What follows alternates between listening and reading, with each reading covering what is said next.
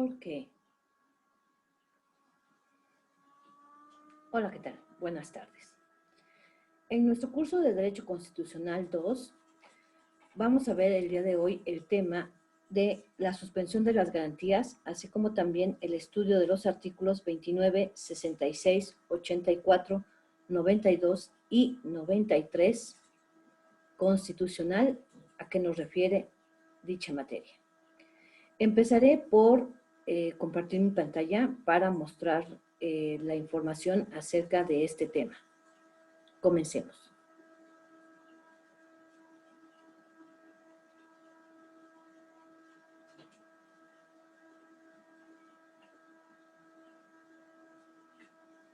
Pues bien, como les inicié comentando, nuestro tema es acerca de la suspensión de las garantías en México.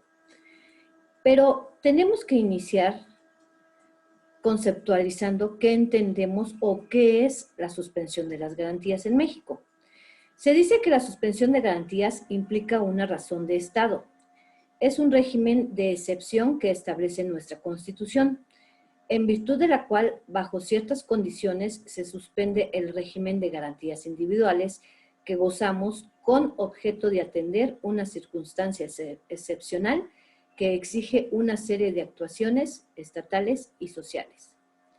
También se puede conceptualizar como acto del Ejecutivo por el que se dejan sin efecto temporalmente las garantías establecidas constitucionalmente en los casos de invasión, perturbación grave de la paz pública o de cualquier otro que ponga a la sociedad en grave peligro o conflicto. La suspensión de garantías solamente puede llevarse a efecto por resolución del presidente de la República y con aprobación del Congreso de la Unión o de la Comisión Permanente cuando el Congreso se halle en receso. Pues bien, aquí nos está dando a entender, ¿verdad?, que solamente en casos excepcionales se puede dar la suspensión de las garantías. ¿Y quién es el único que puede en un momento dado dar esa facultad de poder suspender las garantías constitucionales consagradas dentro de la Constitución? Pues el presidente de la República, con aprobación del Congreso de la Unión. Dentro del título primero, dentro del capítulo 1, que nos hace referencia sobre los derechos humanos y sus garantías, nos establece el artículo 29, que, y este artículo es la fundamentación del concepto de lo que es la suspensión de garantías, que está consagrado dentro del artículo 29 constitucional, en donde nos señala: en los casos de invasión, perturbación grave de la paz pública o de cualquier otro que ponga a la sociedad en peligro o en conflicto, solamente el presidente de los Estados Unidos mexicanos, con la aprobación del Congreso de la Unión o de la Comisión Permanente, cuando aquel no estuviera reunido, podrá restringir o suspender en todo el país o en lugar determinado el ejercicio de los derechos y las garantías que fuesen obstáculo para hacer frente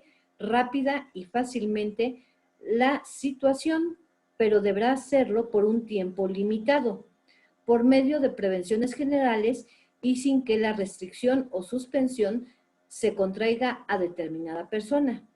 Si la restricción o suspensión tuviese lugar hallándose el Congreso reunido, éste concederá las autorizaciones que estime necesarias para que el Ejecutivo haga frente a la situación. Pero si se verificase en tiempo de receso, se convocará de inmediato al Congreso para que las acuerde.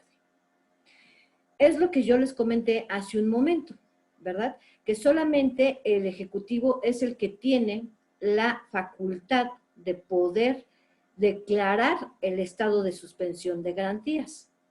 ¿En qué momento o en qué situaciones se puede dar este fenómeno? Pues solamente aquí nos señala el artículo 29 que solamente en caso de perturbación grave o por medio de que haya un peligro inminente dentro del país, o cuando haya algún conflicto en donde es importante la suspensión de las garantías, es que se tiene que dar esta ejecución, ¿verdad? Este acto que el Ejecutivo tiene en un momento dado que solicitarle al Congreso, y el Congreso es el que puede facultarle al Ejecutivo para que lleve a cabo el acto de la suspensión de garantías. Bien, eso es por cuanto hace al artículo 29. Dentro de lo que es el artículo siguiente, que es el artículo 66, nos señala que está dentro de lo que es el capítulo 2. El capítulo 2, todo lo referente al poder legislativo y específicamente a lo que es la elección e instalación del Congreso. ¿Cómo se instala el Congreso de la Unión como poder dentro de nuestro país? Artículo 66. A la letra dice: cada periodo de sesiones ordinario durará el tiempo necesario para tratar todos los asuntos mencionados en el artículo anterior. El primer periodo no podrá prolongarse sino hasta el 15 de diciembre del mismo año, excepto cuando el presidente de la República inicie su cargo en la fecha prevista por el artículo 83, en cuyo caso las sesiones podrán extenderse hasta el 31 de diciembre de ese mismo año. El segundo periodo no podrá prolongarse más allá del 30 de abril del mismo año. Aquí nos señala este artículo acerca de los periodos ordinarios de sesiones que tiene el Congreso y nos señala la fecha en la que dicho Congreso llevará a cabo estas sesiones. Aquí nos contempla, ¿verdad?, que nos habla de la primera fecha, que es el 15 de diciembre, exceptuando el día en el que se va a llevar a cabo la toma de la presidencia, válgase la redundancia, del presidente de la República.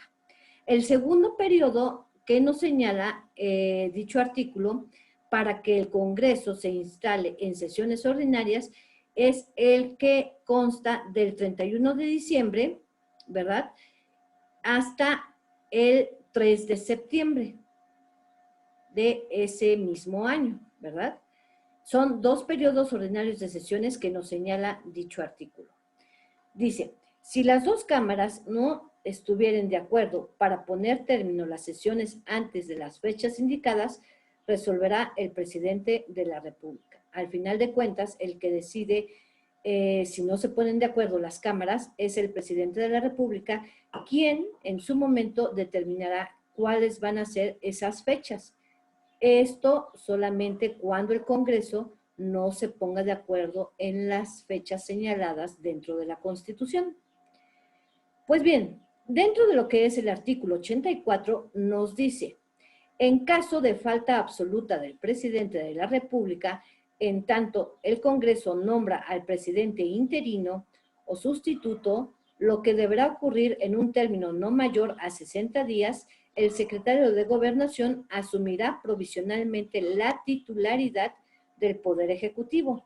En este caso, solo será aplicable o establecido en las fracciones 2, 3 y sexto del artículo 82 de la Constitución.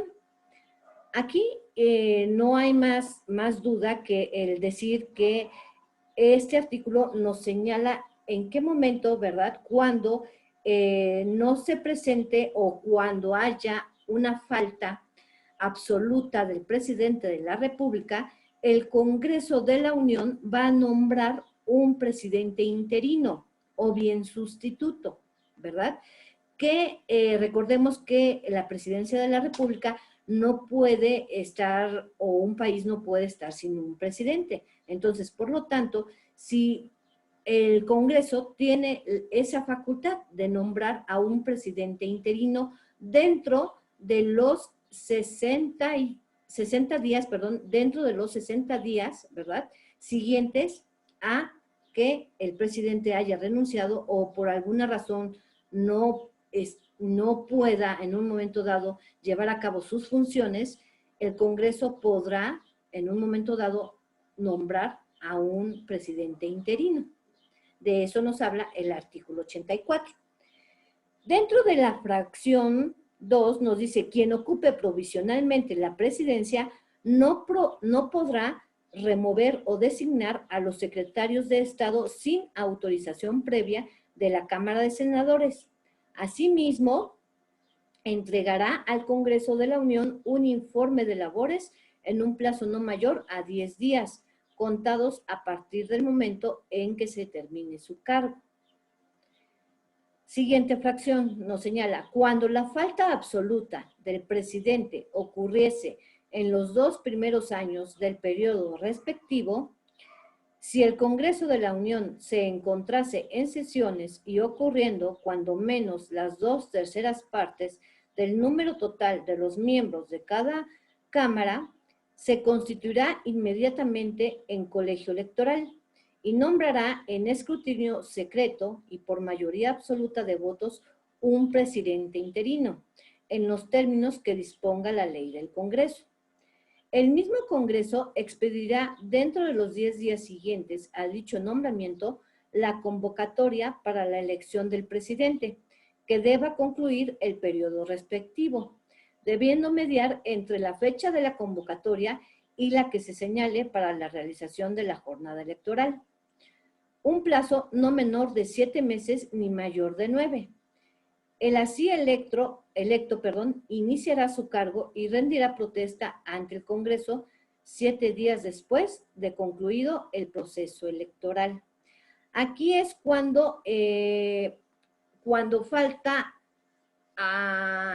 dentro del poder, ¿verdad?, ejecutivo, falta el presidente de manera absoluta, cuando ocurriese dentro de los 2 primeros años, dentro del periodo respectivo, el Congreso, si se encuentra en sesiones y que se encuentren dentro del Congreso por lo menos las 2/3 partes del número total de los miembros de la Cámara, ¿verdad?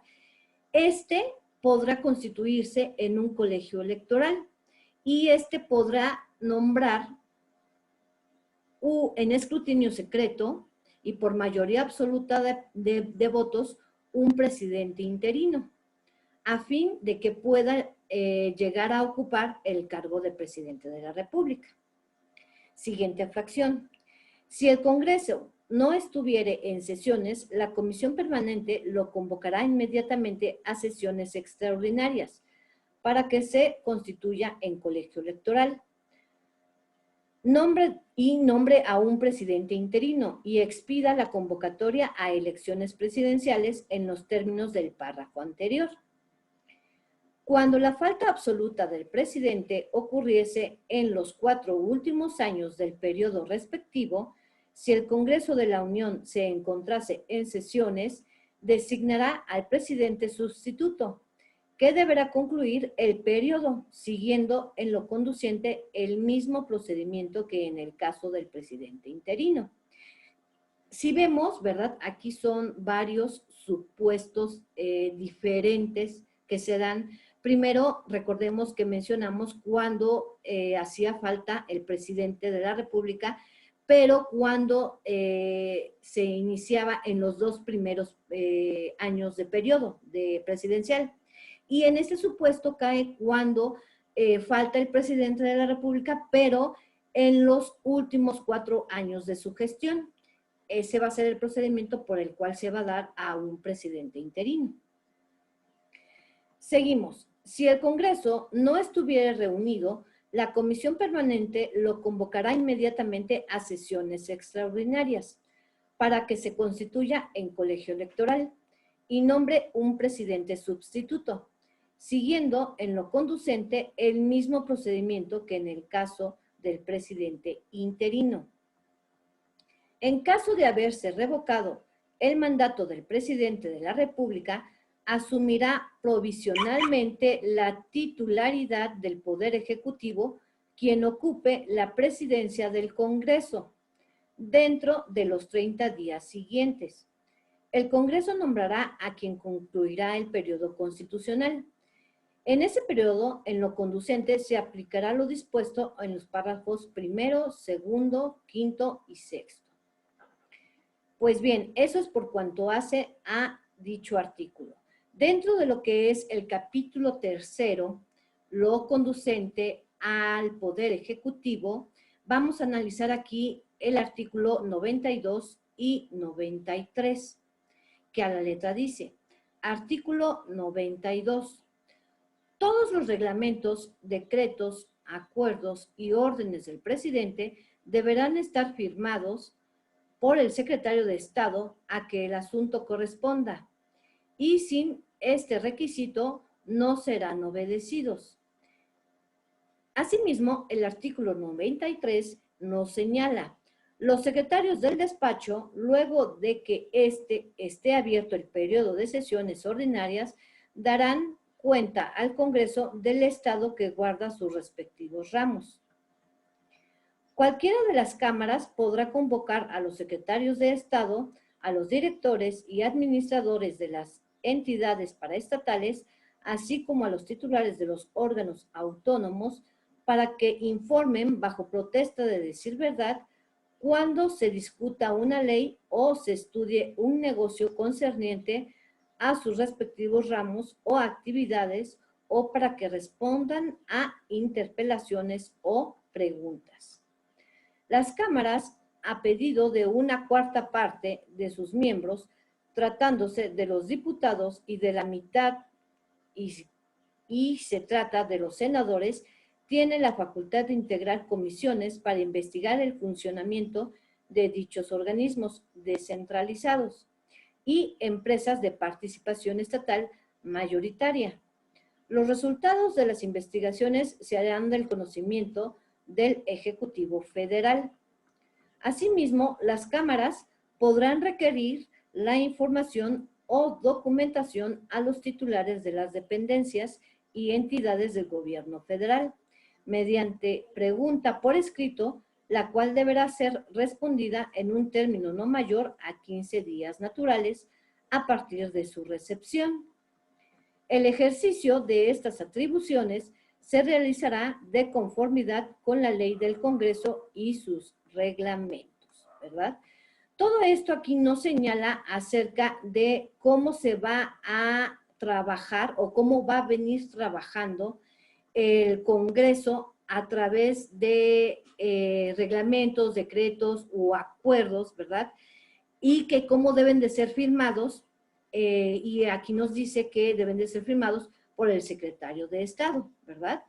Que corresponda. Asimismo, el artículo 93 nos señala que los secretarios de despacho, luego de que esté abierto el periodo de sesiones ordinarias, dará cuenta al Congreso del Estado para que le informe el Estado que guarda sus respectivos ramos. ¿Esto qué quiere decir? Que cada que concluye una administración e ingresa una nueva, tiene que rendir informe sobre el estado que guarda la anterior administración para que se lleve a cabo dichas funciones de manera clara y ágil posible.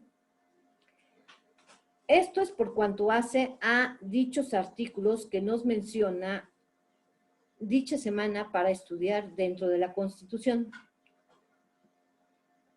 Espero que no haya ninguna duda. Gracias.